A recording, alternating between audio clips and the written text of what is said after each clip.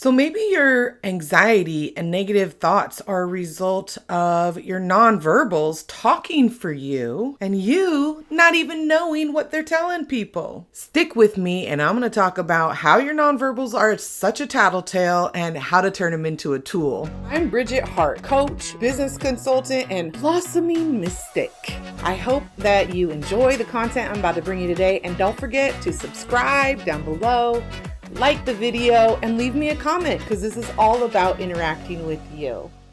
So today I want to talk to you about nonverbal communication. And if you don't know what nonverbal communication is, I encourage you to go Google it, look it up. I'll drop some resources below for you to learn more. But basically, it's everything that we communicate to other people that does not include how we speak to them or what we say out of our mouth. Okay, that's our verbal communication.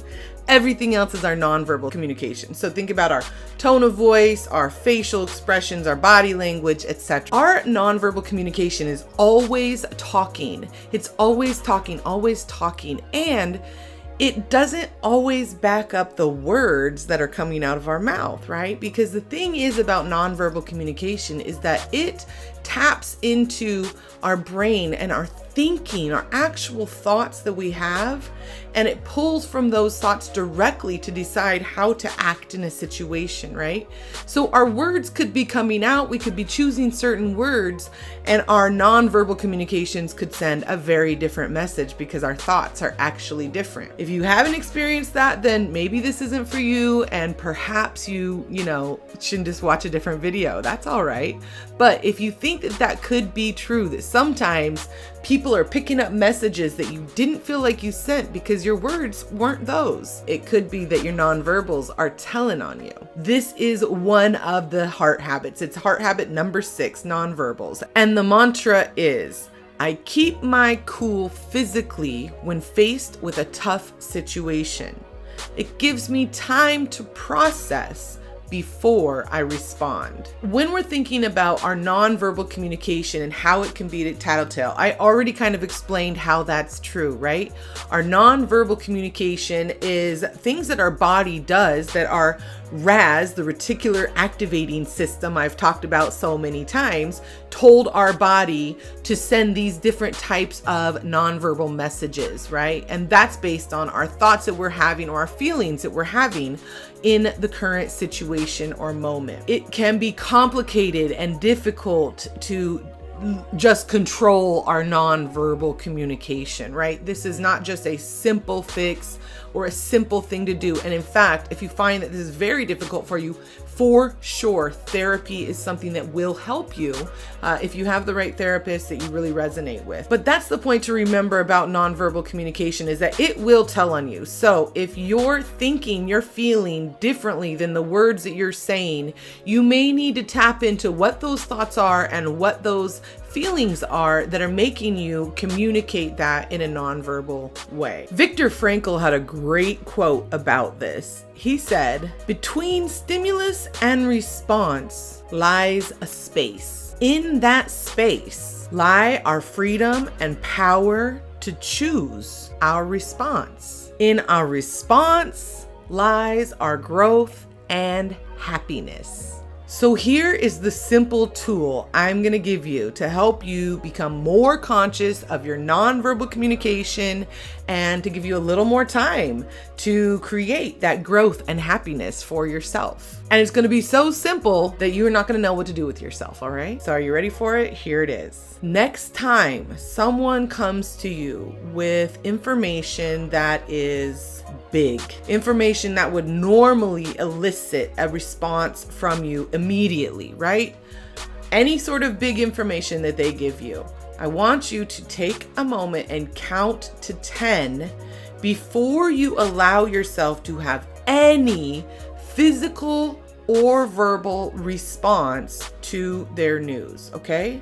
So you get big news. I want you to just take a moment. If you need to, close your eyes. Take a breath. Count to 10.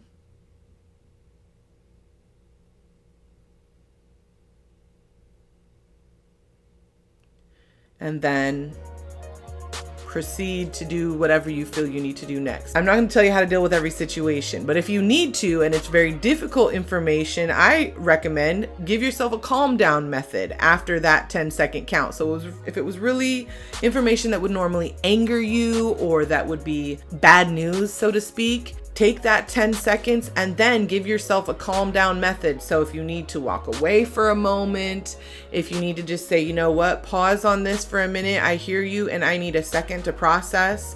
And then I'm going to be right back to you. Thank you for telling me. Use whatever you need to be able to get yourself into a space where you can respond to that individual from a very grounded and thought out place. Now, when you do this, not only does it give you an opportunity to keep your nonverbals from telling on you and telling what you think before you're ready to express that to someone, it also gives space for the other person to exist just as they are. I grew up in a very Christian lifestyle and society, right? And one of the things that was a big deal in our society was homosexuality. It was a very like, oh no, you can't do that. That's horrible, terrible, worst thing in the world, right? Now, I totally disagree with that viewpoint for the record, for the official record, but that's how it was when I was growing up. So in the early times of thinking about this particular word, this mantra, and how it might look, I always would think about the people I knew who were in the LGBTQ community whose parents were pastors or leaders in Christian churches. It was very common for pastors or leaders to publicly denounce LGBTQ lifestyles, etc., from the pulpit, right? So imagine the type of scenarios that people would go through when coming out of the closet with their families and sharing these very personal pieces of information with people that were almost guaranteed to reject them when they did, right? And I would imagine that if those individuals, if those pastors, if those preachers, if those leaders, if those parents were reading the Bible the way they said, and they were reading the love chapter in 1 Corinthians, and they saw the part that says love does not act unbecomingly, I imagine that possibly when they got news like this, like, hey, their son comes to them and lets them know, you know, I'm gay, that maybe they could just take a moment, breathe,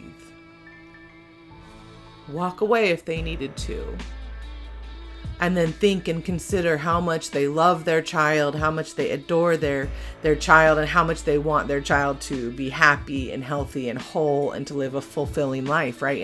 And have that opportunity then to come back into that scenario and embrace their child and do something different.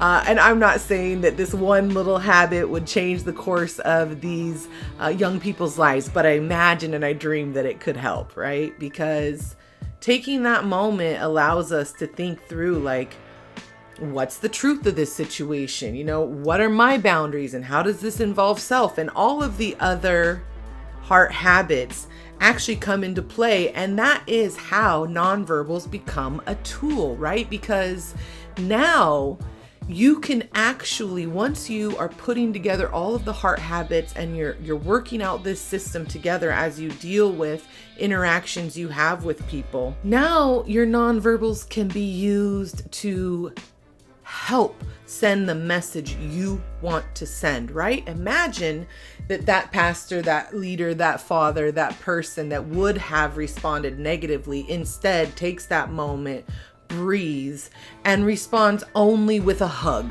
right? You don't have to decide right now what's your moral stance on all this and what do you think the Bible says and what do you think this, that, da, da, da, da, da. You could simply just express love by giving a hug to that child in that moment and imagine what a difference that could make in the outcome of the relationship or in the progression of the relationship as it goes forward, right?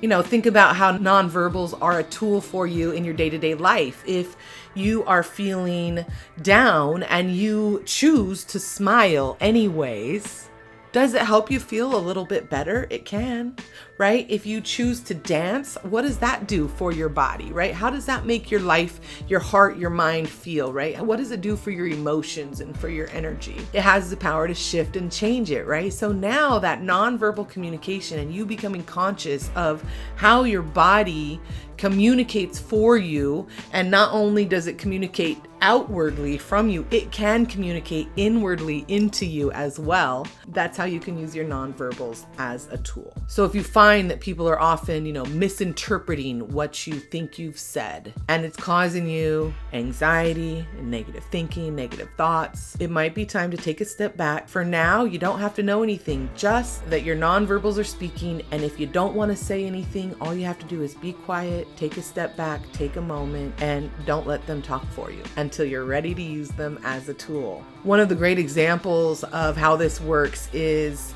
Amy Cuddy did a TED Talk about how to use our body language or our nonverbal communication to really communicate power and confidence. So I dropped a link to that TED Talk below. Definitely watch that if you think this is an area where you would like to improve yourself.